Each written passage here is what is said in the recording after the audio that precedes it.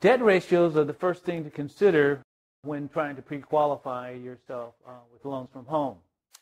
If your loan is $417,000 or less, the ratios that they use are 28/31%.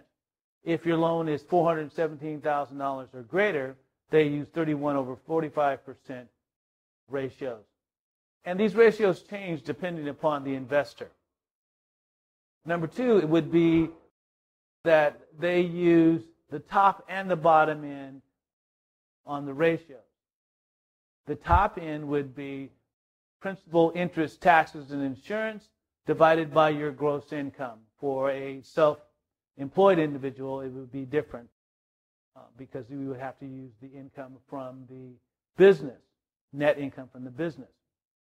But if you're an employed individual, the PITI divided by your gross income would be what they would use. So if the principal, interest, taxes, and insurance, your payment was $1,200 a month, and your gross income is $5,000 a month, that $1,200 divided by the $5,000 would give you a ratio of 24%. If we were looking at the bottom ratios, then we have to add a little bit more to it. Let's say the revolving debt and the installment debt were added to the principal, interest, taxes, and insurance, which was initially $1,200. So you start with the $1,200, then you add the revolving and installment debt of $300, and then you have a total of $1,500. That is the top side of the equation.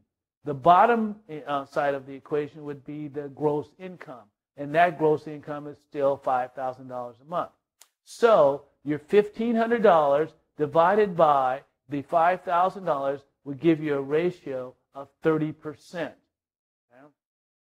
Let's see. After that, they're asking for on the income side. They would ask for your last two pay stubs.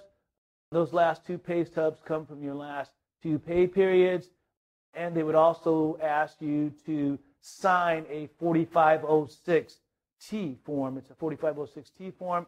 What that gives the lender is the ability to go to your tax transcripts and verify them as compared to the W-2s that you turn in.